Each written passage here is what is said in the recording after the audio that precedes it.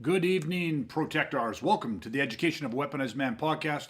Got Greg LaBeouf here with you tonight. Dustin Dodere is here. Brad Vandalite is out of town, missing in action. So tonight it'll be the two of us, but we're going to do something. Brad's going to hate that he missed this one because it's such a fun topic to go into. And I've actually been teaching this concept for the last week or so. I've had 4 or 5 different guys that needed this lesson. So I'd start it this way. Oftentimes, almost all of us have heard kind of this phrase, right? You know, the quick thinking saved the day. You know what I mean? Oh, it was because of so-and-so's quick thinking that saved XYZ. So quick thinking is often praised. And I mean, and rightfully so, many, many times. But what I wanted to do is kind of take that concept of quick thinking, and I want to kind of turn it on its head when it comes to training for violence, when it comes to actually surviving, life and death violent altercations.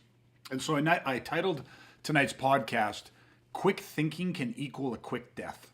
And I want to break this down for you because I do not want people to make this mistake. This is a fatal mistake made in the training process by far too many people, and we are going to put an end to it tonight. So stick with us, and I want you to understand how quick thinking can equal a quick death. Back in a few seconds. Every day I hear more stories of good people being brutally assaulted and murdered by some individual who has a repeat history of violent offenses, drug addiction, and mental health issues, who is free to walk the streets in the same city where I live, work, and where I am raising my 2 daughters. Well, I'm tired of screaming at the TV, and enough is enough. Throughout history, there have always been men willing to answer the call to the threats against our way of life. Well, today, that threat is right outside our doors, on our streets, in our neighborhoods, on our public transportation system, outside the places we work, and even outside of our children's schools. My new mission is to create and train a group of men that believe in the right to life and value the freedom a man has to protect his life, his family, and his property. I'm Greg LaBeouf. Welcome to the Education of a Weaponized Man podcast. All right, okay, so we're back, and tonight again we're going to talk about quick thinking. The title of this podcast, Quick Thinking Can Equal a Quick Death, or the title of this episode. And so, again, obviously, the context that this is set in, hey, that was really quick thinking. That quick thinking saved the day. That can absolutely be true. Because what they're really referring to is, obviously, there's a problem and somebody had a rapid response to that problem that, then they can look at the outcome and say, hey, this is what really turned the corner, this saved the day, or this prevented whatever. So quick thinking obviously is, and can be very powerful. But when it comes to the context of training and weaponizing people for violence, the reason that I want to talk about this quick thinking and how that can equal a quick death is because really what you're talking about is you're talking about the difference between response training and stimulus training. And so if we break this down, I love the phrase that it's not what we do, but it's how we do it that really matters, right? And I say this so many times to so many people. It's not what we do, it's how we do it. Because if you look at the what we do, you can look at the mechanics of something, right? And you have to build something in somebody that doesn't know anything. So if you're taking people from zero and weaponizing them to formidable, they don't have anything. So you have to teach things. Right? You have to teach different body mechanics and weight transfer, and you have to teach them how to achieve placement and accuracy and follow through. And you have to teach them an understanding of emotional content and all these different types of things. So we're going through and we're perpetually building something. One of the pitfalls of this, though, is that as you are building something, you are working on the what's. You're working like it's the technobabble. It's the nuts and bolts that, again, are very, very important. But at the end of the day, they are not what saves lives. They at least they play a much smaller part than what most people think. And so even for us, as we take people, obviously again from zero, no experience, and we start building them through the foundational level 1 of the Weaponized 16 program, I'm very careful along the way at each point, right from the beginning and each step of it, to try to make sure that I do not just train people in the response mechanisms. Okay, now it's a balance because they have nothing, so you have to train the technobabble. You have to give them the responses. But throughout this, I am always making sure that there is a stimulus that happens in front of the response, and then there is a stimulus that happens at the end of the response to make sure that we are reinforcing stimulus response training. Okay, now I need to unpack this more to make this clear, but before we jump into that, I just want your kind of feedback, Dustin. Visually, what hit your head when I said, quick thinking can equal a quick death? Where did your brain go on this topic? Yeah, like you kind of started with that disclaimer that yes, there are times when just straight up quick thinking can make a difference. So yes, let's get that out of the way. It can happen. But my visceral reaction was like you said it, and I kind of almost like I laughed to myself. If you go back and watch the video, you'll see me kind of smirking. It's kind of like because just the way it hit, like I don't know, I've never thought about that phrase before. This isn't actually a conversation. I don't know if we've ever actually had this specific conversation. Yeah. And so just it hit me, and my instant thing was like I laughed because I was like, well, that's ridiculous. And what I mean by that is like just right away I was like, well, no, I'm like it's not just quick thinking most times. Yeah. I'm like it's decisive action. It's taking an action. It's maybe it's making a quick decision, but it's taking action that makes the difference in those critical moments. When if someone was to give an example of like, oh, so and so did this and it potentially saved that person's life. Well, yeah, but because they acted quickly. They didn't sit around and try to figure out, well, what should we do? Should we call someone? Should we get someone? Should you do something? Should I do something? Like they just saw something and they took an action, but they didn't just take a random action. I think again, maybe it's not 100% of the time, but most times, either they're trained or have done some training in that realm, which allowed them to make a quick, decisive action, or they, at the very least, have some sort of experience, some sort of reference point that sort of allowed them to make that quick decision. So what I mean is I think it's very rare for someone to, in kind of a somewhat critical moment, make a fast decision that they just had absolutely no idea what they should or could do. And they just somehow luckily picked the right thing out of the thin blue air. Like I find that really hard to believe. So the idea of like quick thinking as a standalone, that's why to me it hit me as ridiculous because I'm like, there's way more to it than that. It's just not that simple. Yeah, 100%. And I like that you kind of went and kind of explained it that way where you're basing it that, yeah, okay, maybe there's quick thinking, but it's based off some sort of pre-existing experience or reference Yeah. point or there's a foundation of knowledge or experience, skill set, whatever it is that's there. And that is 100% true. And that's kind of the part that I want to dissect more for people because I still think that a lot of people don't fully understand, again, the difference between response training and stimulus training. And so, and you'll see how you're describing it fits exactly into this case. So hopefully, again, I can change people's perspective, or I don't want to change perspective. I want to give them a different look at it. So I'm trying to use an example that everybody would know, because if I use a lot of the terminology that we use specifically, a lot of people might not understand the terminology. And so therefore the analogy won't work. So I'm going to try to just make a general analysis here. If you look at a situation and you say, okay, what do we do in this situation? Let's do something that is, really, really just overtly basic.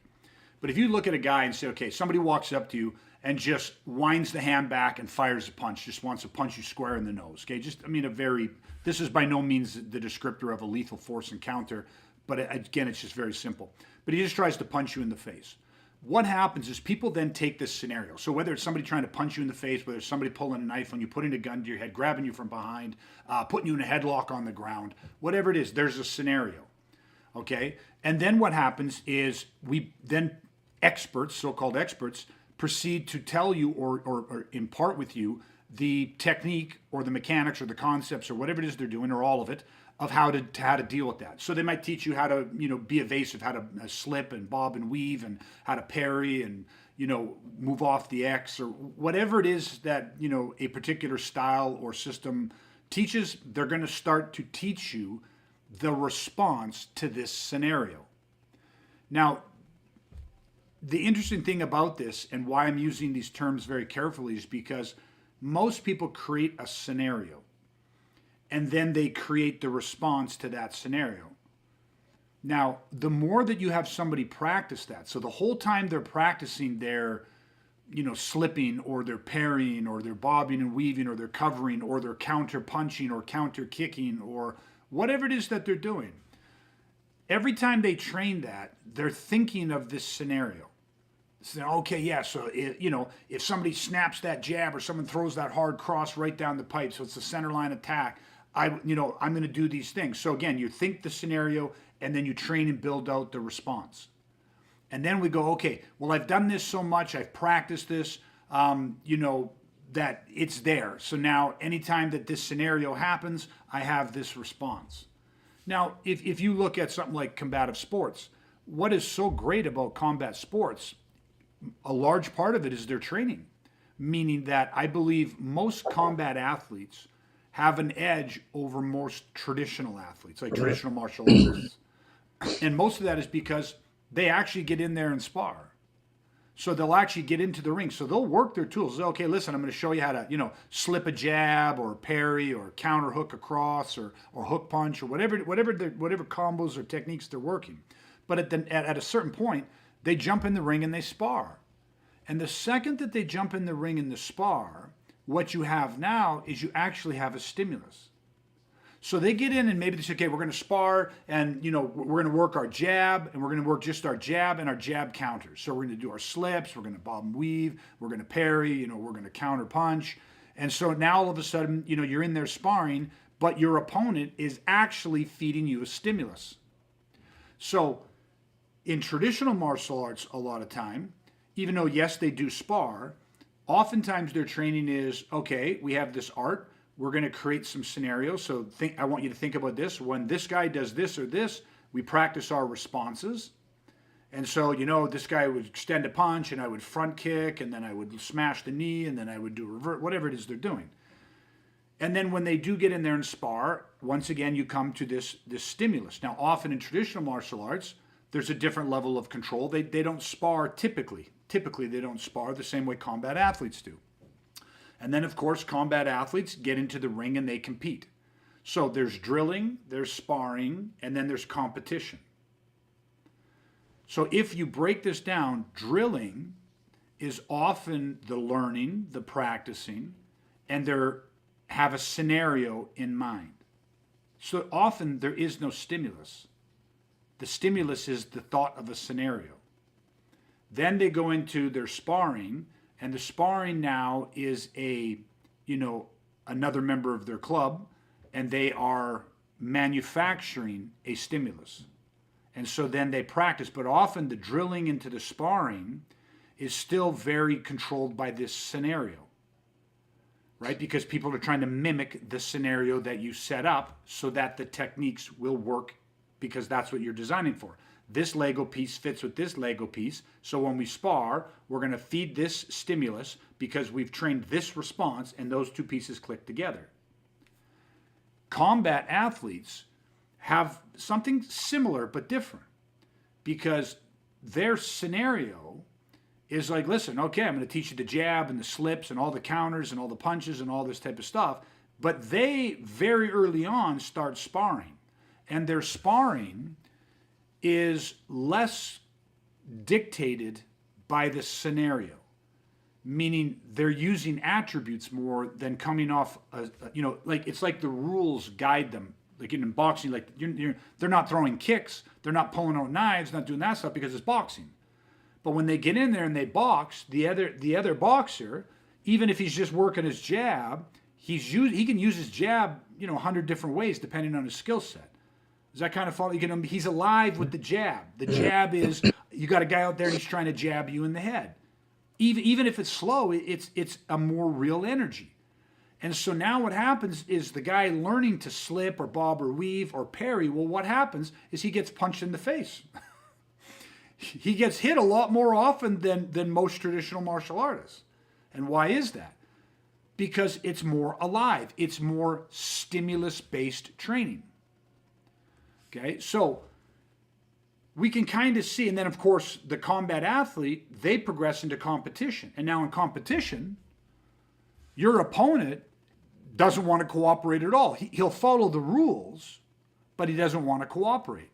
So now the stimulus is very, very dynamic. The stimulus is trying to achieve a goal, and kind of with to the exclusion of your goals. There's no cooperation in this.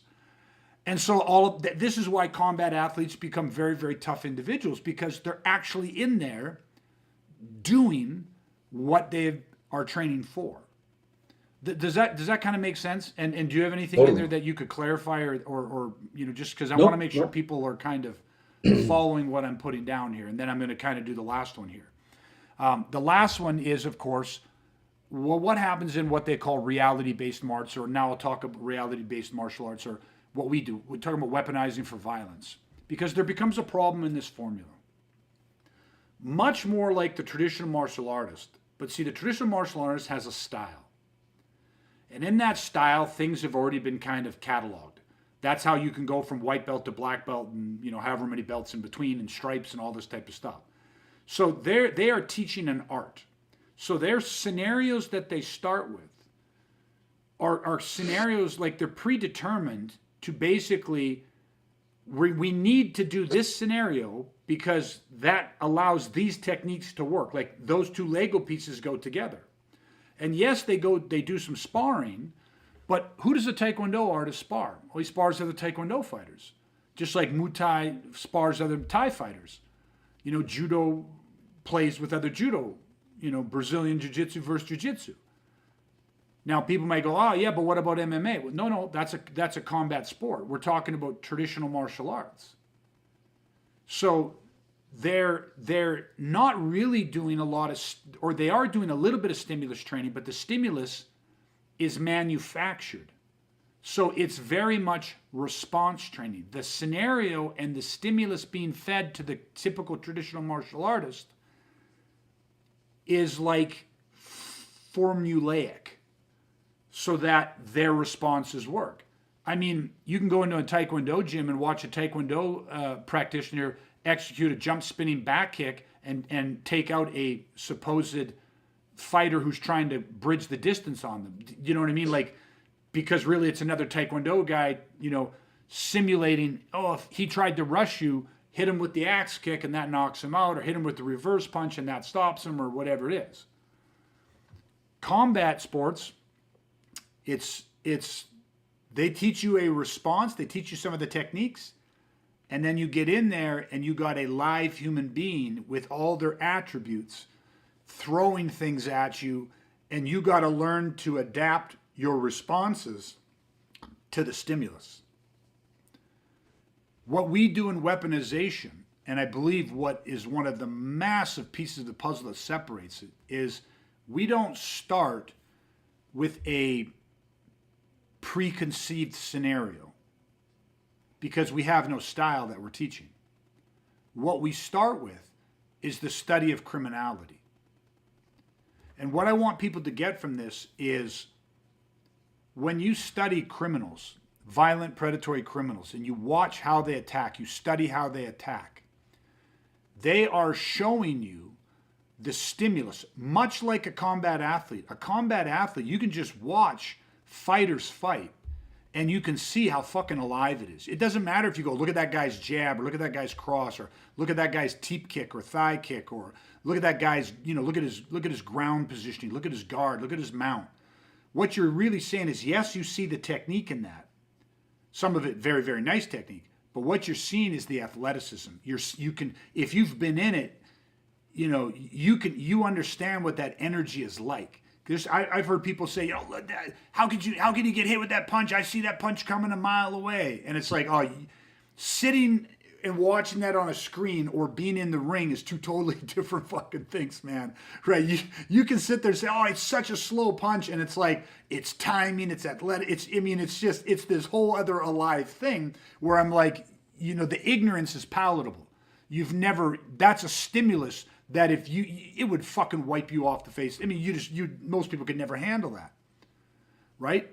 But in violence, there is no contrived scenario. You study criminals and you look at the energy, you look at the stimulus with how, like in the manner in which these guys are executing people, are successfully murder, raping, and assaulting people. And then what you have to do is you have to take that. That then doesn't create a scenario per se. It is an energy. Like just one example I can give people is, I say this all the time and I think very few people get this. Most attacks, if you watch what we call a blitzer, just take one big massive motherfucker, violent predatory criminal, and he blitzes his intended victim. I mean, like an NFL linebacker, fucking ball gets snapped, this motherfucker ambushes him, catches him on the blind side, and fucking blitzes him. In that situation, most people would see the blitz. They would see the criminal punching, stabbing, machete slashing, hacking, and just absolutely murdering an innocent person, the victim. Most people look at that and go, oh man, he beat him to death. Those punches killed him. That knife that he stabbed him and killed him. The machete, he cleaved him and cut his throat, and that's what killed him. And it's like, yeah, that's true. But what they miss is the stimulus that happened before that. And many times, not all the time, but many times, what was the stimulus that actually killed the person? We talked about this just the other day and lots of it. Do you know what it is off the top of your head? Pressure. Exactly. Most times, the punch isn't what gets him. The punch isn't what kills him. The knife isn't what kills him. That's the instrument that puts the nail in the coffin. But what got him was the blitzing energy. The pressure of this attack. Now that's the fucking stimulus that kills people. I mean, how many times do I say this? Pressure fucking kills people. Pressure destroys people. If you have a guy and he blitzes me, but I actually am able to move like a boxer. People would sit there and say, you have a pro boxer and he steps in and snaps a fucking laser-like jab. And that jab follows up with an absolute atomic bomb of a cross, which then converts into an amazing half-beat, like snappy fucking hook punch. So it's this jab to this cross to this fucking hook punch. But his opponent moves in zones. He has the evasiveness. He slips, he slides back, he bobs, he weaves, he covers, he parries. And those punches never touch his face.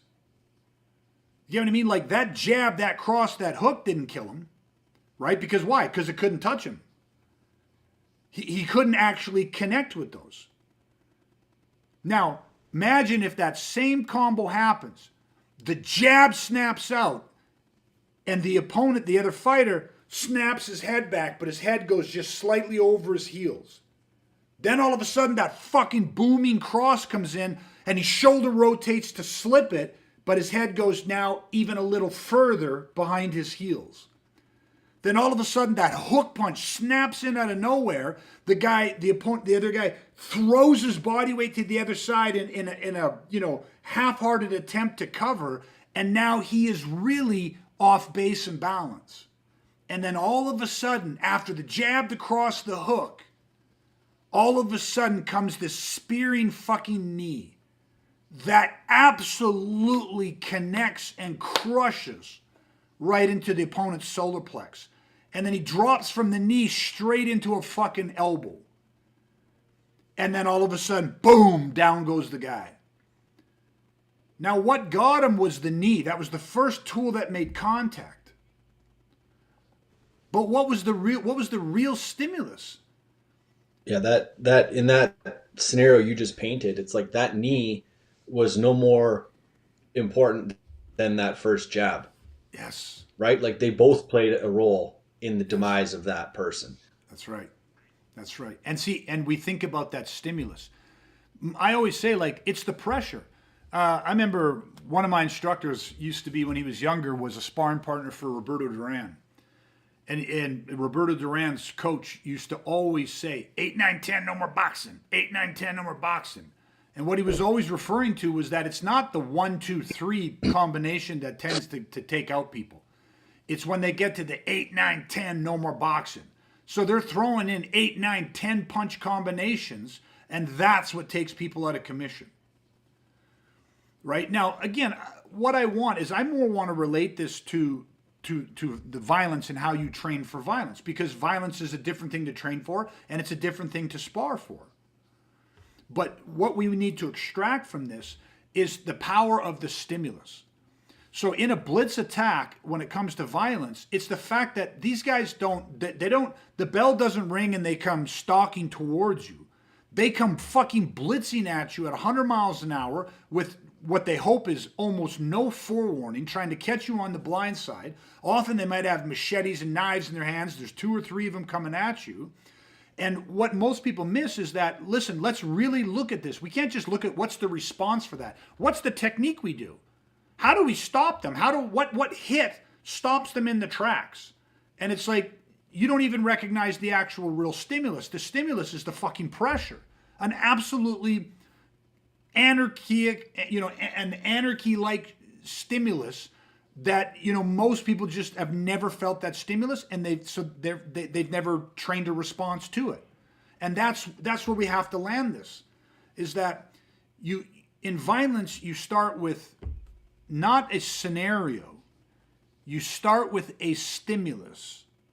Now, that stimulus came from studying criminality and watching how these guys attack, right? But it's like, once you have that stimulus, yes, you have to build out what your strategies, your tactics, and your tools. That is your response training.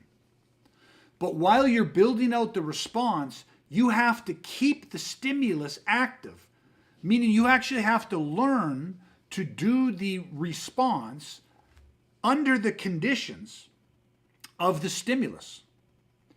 So one of the other ways we used to talk about this is, if you look at most training spaces, like a gym, a dojo, whatever it is,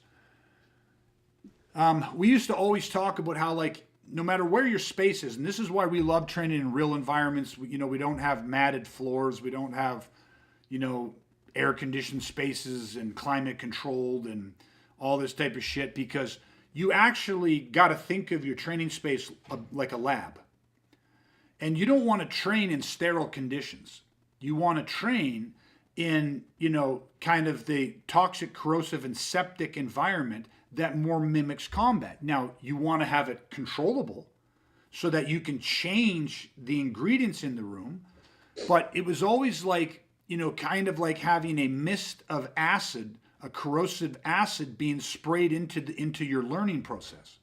So even when you were learning the responses, right, the right stimulus, the threat energy, the stimulus, and then you were being taught the responses, those responses were being taught under toxic, corrosive, and septic, kind of conditions.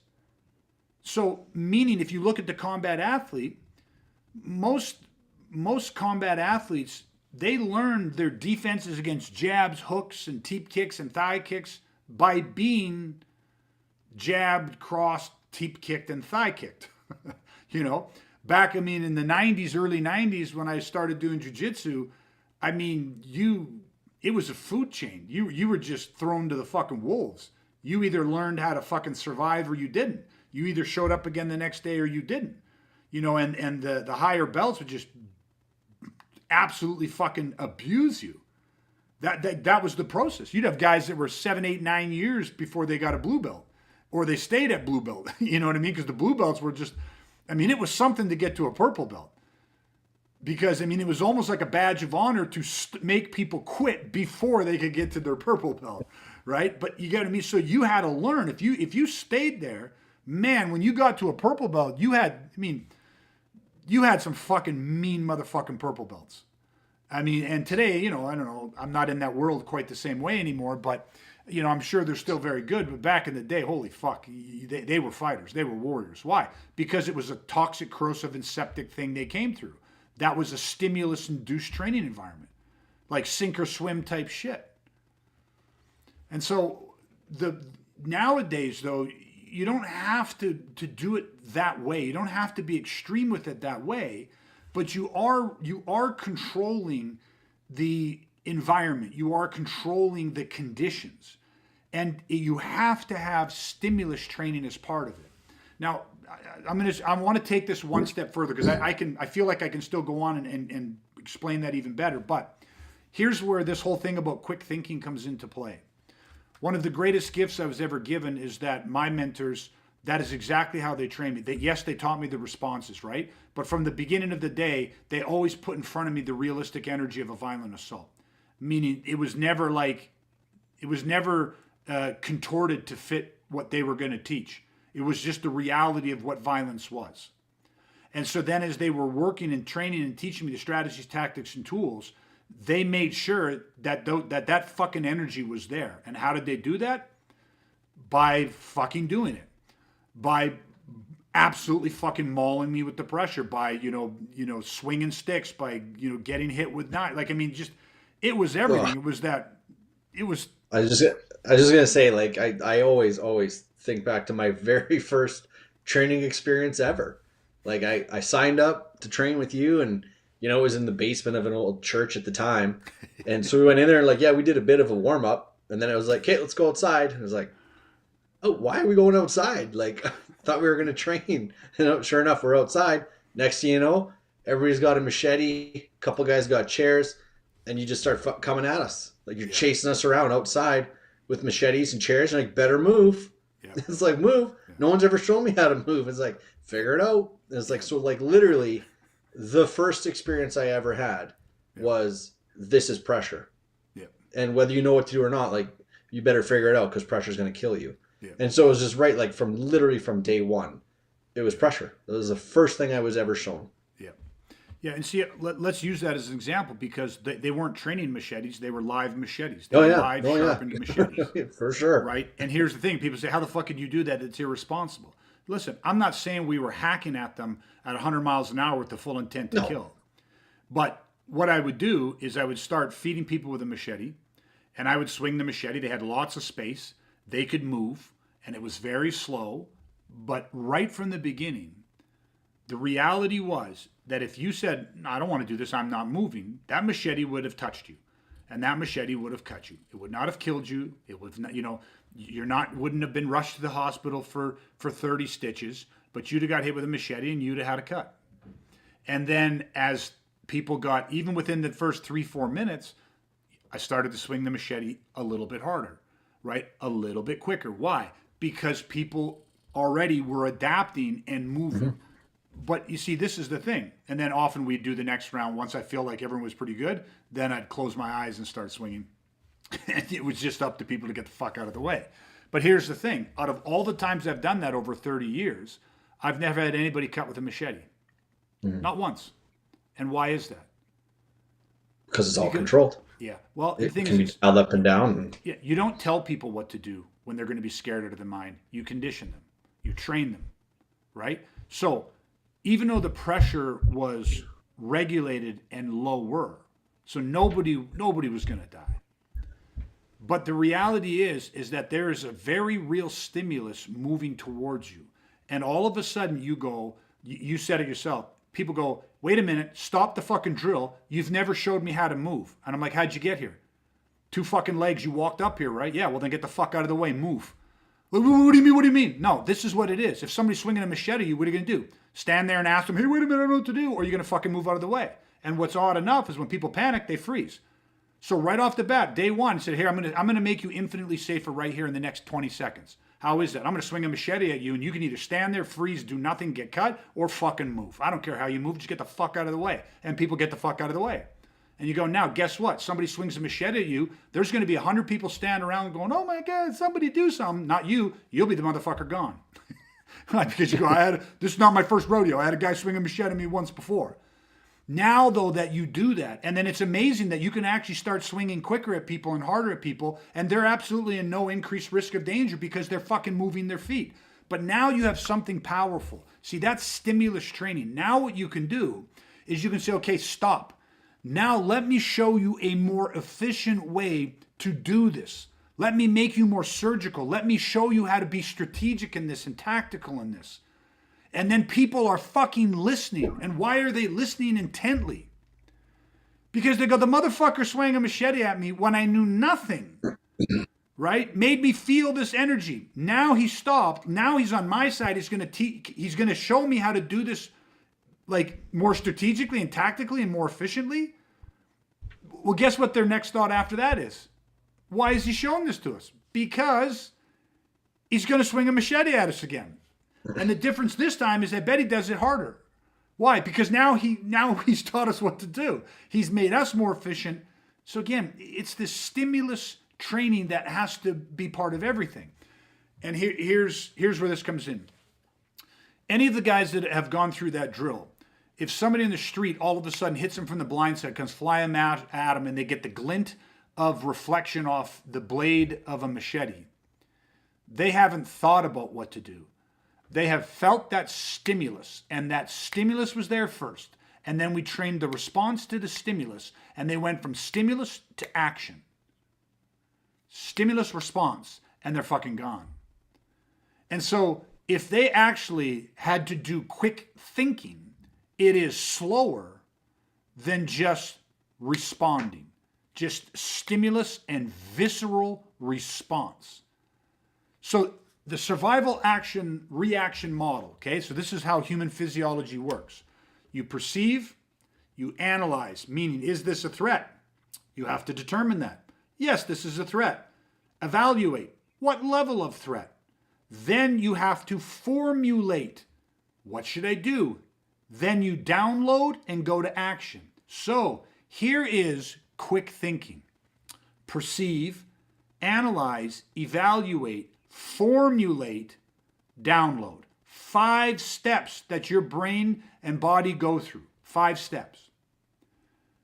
If you always are response training, you will always need those 5 steps. You will always have to formulate. Is this a threat? What level of a threat? Oh, this is what I should do with that. They're doing A. A is deadly like B. A and B together. I'll formulate this. D is my response. Down we go. Download that. When you stimulus train, hey, I don't know what I'm doing. First day of class. Anyone know what we're doing? What the fuck? Is that a fucking machete? Fucking move. Run. Get the fuck out of the way. Guys are moving. Guys are running. Okay, it's time. Everyone felt that? Yeah. Scary? Yeah. That's pressure, right? Yeah. That's what these guys do. That's a blitz attack. Ba, ba, ba, ba, ba. Let me show you what you're doing. Strategy, tactics, tools. Right? Yeah, that's it. That's efficient. That's economic. That's it. That's what. Everyone got that? Yeah, good. Guess what? Machete. Boom. People are going. So now they're perceived. Fuck, he's got the machete. Analyze, is it the threat? Yeah, it's a fucking threat. What level threat? Well, it's pretty nasty. He's coming at us pretty hard this time. No more formulate. Perceive, analyze, evaluate, straight to download. Because the energy that is now coming towards you, that you are now, your sensory faculties are perceiving, your analyze and evaluate is instantaneous.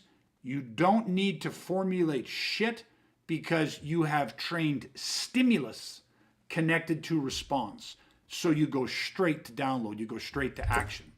So how fast does that occur? Fractions and fractions and fractions of seconds. But that is what determines the difference between winning and losing, is fractions of seconds, fractions of inches. That's all it is. That's the difference between trained and untrained. It's fractions of seconds. So if you're talking about your training, you say, oh, I'm training, I'm learning so much, I'm practicing, I'm learning, I'm growing, I'm learning all these new things. You are going to be relying on quick thinking to save you. You are going to need the formulate stage. Perceive, analyze, evaluate, formulate, and only then can you download. But if you understand stimulus training, you can get rid of that one step altogether and go from perceive, analyze, evaluate straight to download, right? So, I don't know, I'll let you jump in off that a little bit, right? And you can see where what you were talking about how it's not luck. You have to have this experience. You have to have this, like, you don't have to. There are people that, a stimulus hits them and they viscerally have a response, and that comes from predisposition and previous experiences, and they problem solve things. But again, if you look at it, the fastest people to respond, perceive, analyze, evaluate, go straight to download. They go straight to fucking action. So it's actually wrong to say that they were quick thinking. They were quick acting, and they were just quick, like they were quick in their response because they didn't have to formulate, right? So, really the whole thing behind this is do you understand the survival reaction model? which a lot of people don't. Like, why would they? Because they don't, it's not what they do for their living. But anyway, so I don't know. What are your thoughts on that part of it? Yeah, I mean, I was gonna make one point. It'll come back to me, but I think too, just like if you even look in, oh, what it was everyone already does this. I think like the easiest example where most people have already at least experienced this to an extent is driving, because when you're driving, like if you've been driving for 20 years and you're driving down the street or the highway or whatever, and whether it's a kid that runs out in front of you, you're on the highway and a deer runs out in front of you, like you act, you react. It just, there's a response there. Why? Because you've been driving for 20 years. And it's not that it was like purposeful training necessarily, but just from thousands of hours of driving and micro experiences, you are in a sense being stimulus response trained as you drive. So people can act very quick when they drive, but really they've been training the whole time. So it's like, not that I think anyone would have any doubts in what we're saying and talking about, but I think it's just something that people can all relate to. They've all had an experience driving where it's like, oh yeah, I've definitely acted quickly without having to think, without having to formulate, oh, should I swerve? Should I hit the brake? Should I speed up? Like, how do I avoid this? No, you just act. So that was kind of the one point. Yeah, I think. Oh, and the other one was again with like just trying to make things real for people and having people, experience pressure and stimulus attached to a response. If you look at things like with work, we do a ton of like CPR training, and in doing it, like the best instructors, they make you run the codes. Like they don't just sit everybody down, explain, okay, well, here's what you do in an emergency situation. Do A, B, then C, then D, then E. And then you write a little quiz and you go home. Like, yeah, some of them do that. Nobody really learns that way. No one's really going to be proficient at a high level that way. At the end of it, it's like you have to run it. You have to act the codes. Like the stimulus has to be put out. They go, I mean, now they actually have CPR dummies where they actually are more lifelike, more realistic. They have heart rhythms that all of a sudden they go into an arrhythmia and it's like, well, now what are you going to do? And so you actually have to respond to the ever-changing stimulus. And it's like, why does that exist in paramedic type training? Well, because that's what works. That's what gets rid of that formulation step that you're talking about. So, that wouldn't be there if it didn't work. So I think there's just a lot of different areas in people's lives where they can go, oh, I get what these guys are talking about because I've seen it here, I've done it here. It's no different with weaponizing against violence. Yeah, yeah. I want to expand on a couple things you said because your analogy with the combat medics and stuff and the medical training is literally the perfect analogy as usual. But I'm going to back up a little bit and I'm going to knock a few legs out of the driver one because the difference would be this. Most people have, as they're driving, reacted. A kid jumps out in front of them, a car, runs a red light, swerves into their lane, and people have had these, you cannot think, right? You perceive it, you catch it in the corner of your eye, your brain is analyzing and evaluating, that it's like, oh fuck, like this is going to be an accident, blah, blah, blah, how bad, whatever. But you go straight to download. The thing I would challenge about drivers is that although most drivers have experienced this, their straight to download response is often less than desirable because they haven't been trained with the stimulus. So the difference, because to me it's amateur, it's untrained and unrestrained. You have a startle flinch response, and so you jerk away. But so many people slam right into the car next to them, or they slam on the brakes, they lock it up and go into an uncontrolled skid. And so maybe they didn't hit this person, but they hit three other people. All of and many times it actually works out. Brakes get slammed on, this happens, that happens, and we avoid an accident. And so we chalk this up to a victory, which it is in that scenario. But the danger in that is if you had a professional driver who every single day for even 30 minutes a day went out and was put into a driving course, a controlled driving course, where these hazards that simulate the stimulus of a child jumping out, a vehicle swerving their lane, a drunk driver crossing over at the last minute, and they were then stimulus and trained their response of like controlled braking, controlled steering, all these different types of things, that person's going to fare way better because now they're trained and restrained with the right type of stimulus. So I think we want to separate between a just simple startle flinch response or a reflexive reaction, because yes, stimulus and a reaction, but we want ours trained and restrained, which is where you went into the combat medic, which made the point beautifully. Because if we go deep to the combat medic stuff, when they were doing tier 1 combat medic training, they have multi-million dollar, hundreds of thousands of dollars in these lifelike mannequins that literally where they can create gaping chest wounds and they can have arterial bleeds, and these things, the chest is moving, the skin warms or cools to the touch. I mean, these things are making sounds and noises. You can, if you nick an artery or forget something, I mean, they make the chest sucking sounds. I mean, these things are fucking lifelike, like to the point that, you know, you cause a lot of people PTSD just from treating these fucking combat mannequins while smoke is going everywhere, gunfires erupting all around, RPGs are detonating, of course all simulated, but it is so fucking hyper realistic.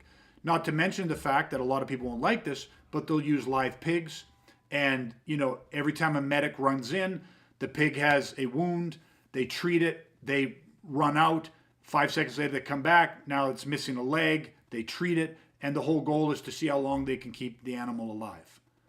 And it is just, you know, but so now you're actually dealing with real world stuff. But that is the lengths to which they will go to create stimulus so that you are stimulus training, not response training. Because a whole other class of medics is sitting inside a well-lit, you know, 5,000 square foot building looking at slides and, you know, have a piece of steak in front of them, packing gauze into, you know, a hole, and, you know, thinking they're packing, you know, they're learning how to pack a wound. And it's like, well, technically, the actions you're taking, the response you're training is correct, but there's no guarantee that when the stimulus is real, that you're going to perform at that level. You will not be trained. It's not the same level. So that part of it, I think, is an important distinction in this process. And then I'll say this, and I think we can talk about this. We've said this since the beginning of time. I mean, this came carved on the tablets brought down to the mountain by Paul Vunick and Dan Inosanto and guys like that. You know, that the most important person in the room is your training partner, not your coach. The coach can become a training partner, but the most important person is your training partner. Because the quality of your training session completely depends on the ability of your partner to feed you the highest quality stimulus. That is how you have to judge, you know, the quality of a workout, the quality of a training session, the quality of an organization. Is you have to have a group of people. And what I call a professional is based off their ability to produce stimulus, their ability to replicate stimulus, their commitment, the energy, the time, the money that's put into creating stimulus. Because you can't train people without stimulus. Otherwise, you're just response training. And response training is amateur training. And it's dangerous training because there's no guarantee that it's going to come out. You don't know what's going to come out. You're just hoping that some of the right responses will come out at the right time, right? So I know, I mean, again, just from your perspective, we do that a lot. We work a lot on that. Yeah, I was just gonna say, like, to the point that you were just making, it's like if you're just purely response training, you essentially can actually build a false confidence in your own capability. 100%. And in a lot of situations, you'd be better off to not be trained, and hopefully you just run away. And your survivable, you know, your chance of survival would increase potentially. You are actually, it's a great point to make, is the false confidence, because that's why I call it negligent. Like response training is negligent because you can't, I don't even want to say you develop a false confidence out of any type of ego. I mean, it can only lead you to a false confidence. It's or let's maybe say an unrealistic, which is the same as false, like unrealistic or false confidence, because there is no true stimulus. And that's why you'll get a lot of people that practice martial arts and martial artists. I mean, there is thousands and thousands of stories and examples of, black belt martial artists being absolutely throttled or beaten to death by untrained street fighters. And it's like, well, how does that happen? Because when you have people that don't value life and they grow up in abusive, toxic relationships and situations and circumstances, it's an energy, man.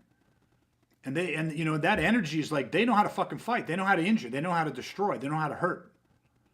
They know how to murder. And that's a completely different energy, which is, one of our sayings is you can fight a fighter, but you can't fight a killer. You got to kill a killer. The solution to, high levels of violence is violence. You know what I mean? It's purposeful violence it's counter violence. And well, just speaking to the false confidence thing, I think for me, like I go look back on my own journey and like I was guilty of that. And I'll age myself a bit here, but like when I grew up, you know what I mean? I grew up in a pretty sterile, safe community, and it was long ago enough that like most fights like that I was ever around were just like two guys consenting to a fist fight in the parking lot. Like that was a fight. That's all you ever saw. It's all you knew. And so I was martial art training at the time. I had a black belt. And I remember going to the first demo with you and you painted a picture of violence. And I literally was sitting there just like, oh my God.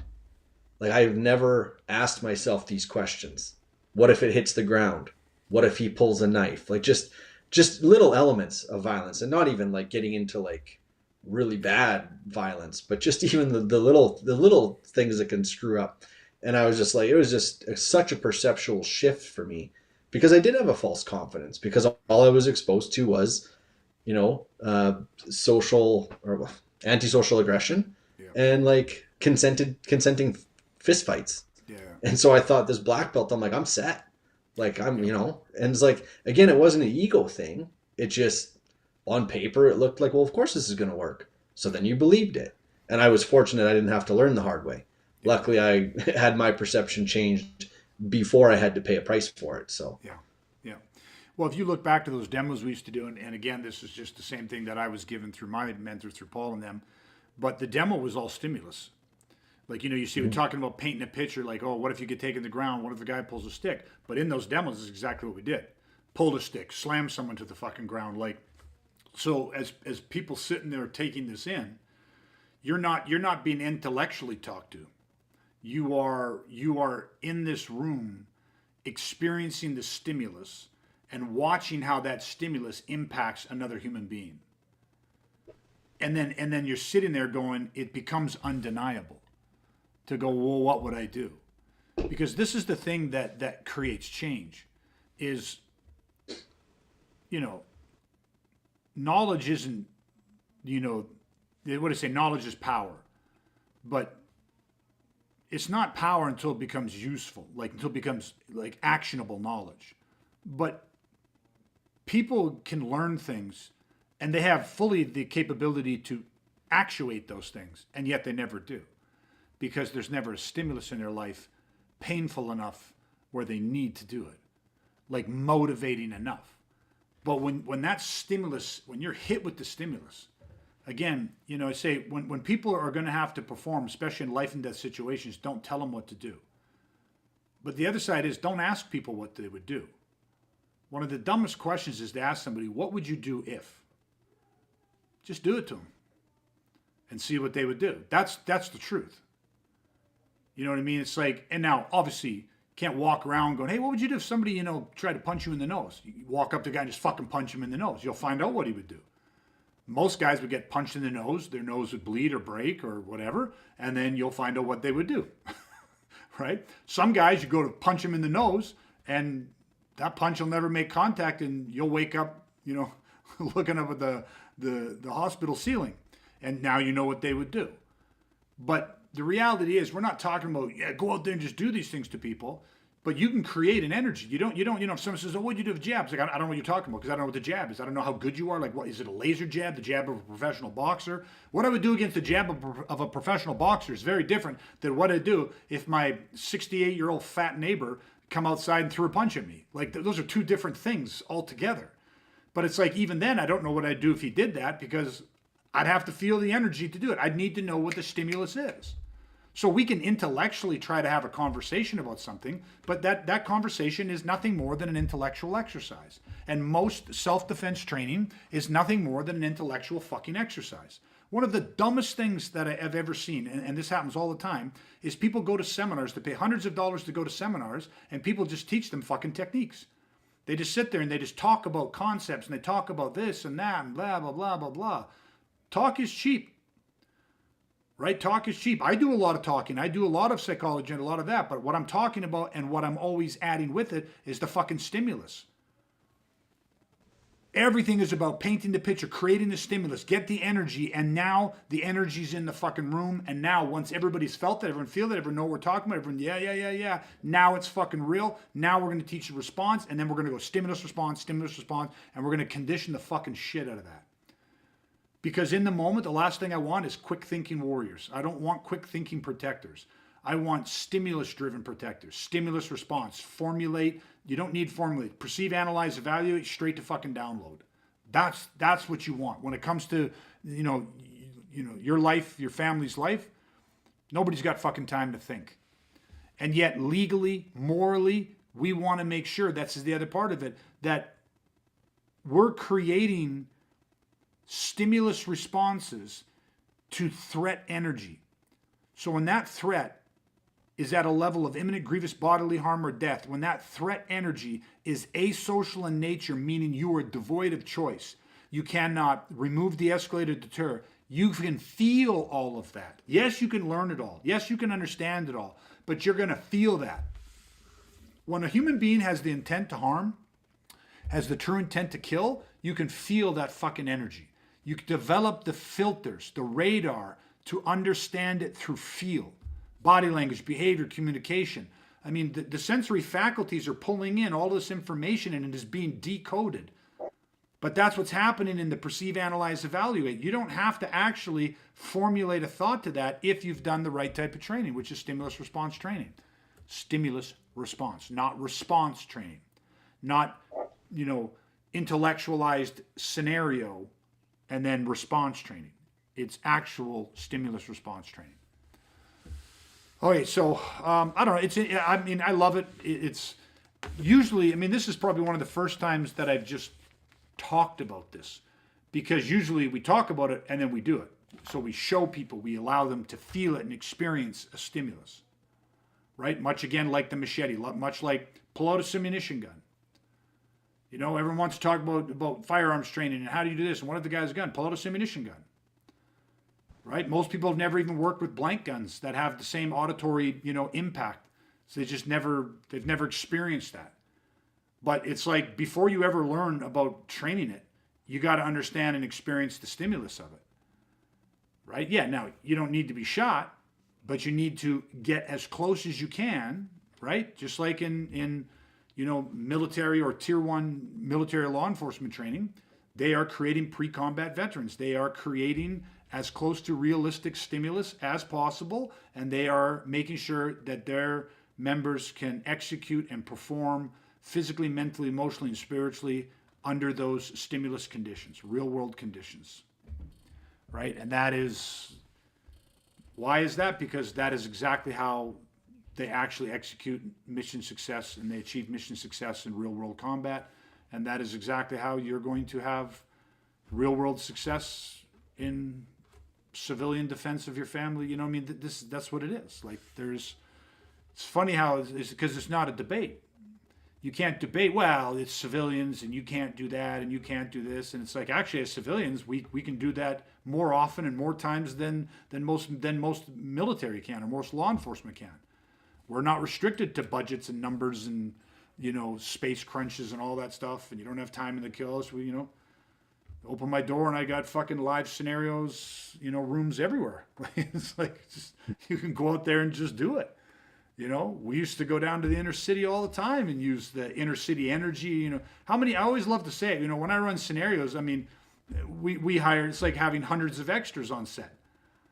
You know what I mean? And they're the best actors in the world. See those homeless guys over there? Yeah, like they really fucking got their shit dialed in. You know, see those drug users over there? Yeah. Let's go over there and, you know, walk through there. Go talk, go experience that energy. And, you know, you're not out there, oh, let's go fight. No, you're using the environment to create an energy. And then in that, you have that energy, then you can create your training responses. But you got to have the stimulus. And most people are training in a fucking sterilized bubble. And that's why most of the skill sets that developed in most people is amateur skill level. But, you know, it's my family. That won't do. I won't accept that standard. Right? Plus, I fucking love it. This shit's the fucking funnest shit in the world. Yeah, that it is. Yeah, like we're gonna do a podcast on that topic coming up because, yeah, a lot of people don't understand how important that is, and a lot of Which people part? actually How fun it is? of how fun this is, and a lot of Yeah. people actually that really enjoy this type of training, that enjoy this type of podcast, this type of thinking, they don't want to share that because fear of judgment, but. We're gonna do a podcast on this, and you're gonna see just how important this quality is. So, anyways, tonight was on the quick thinking can equal a quick death. Hopefully, we've added some value to people on that. Again, you know, all we want to do is just insights. You know, every man should be training. You got to provide and protect. That's the two hallmarks of a man, in my opinion.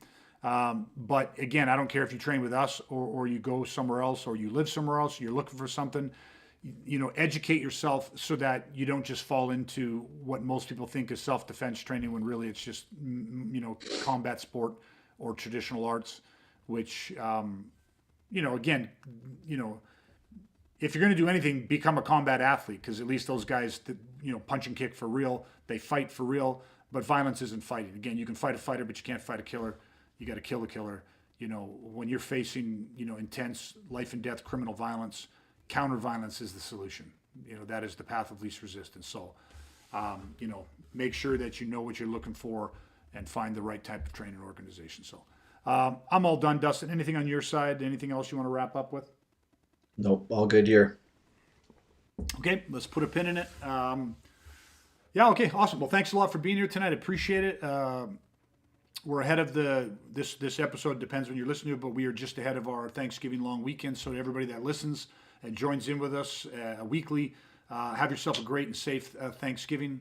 And, you know, we will see you again next week, every Thursday, 7:30 p.m. We go live. You can follow us either wherever you like to listen to your favorite podcast. Check out The Education of a Weaponized Man. You can follow us on Facebook. You can follow us on YouTube at Awaken the Protector with Him. So that's it, everybody. Until next time, stay safe, stay weaponized. Chat again soon, everybody. Have a good night.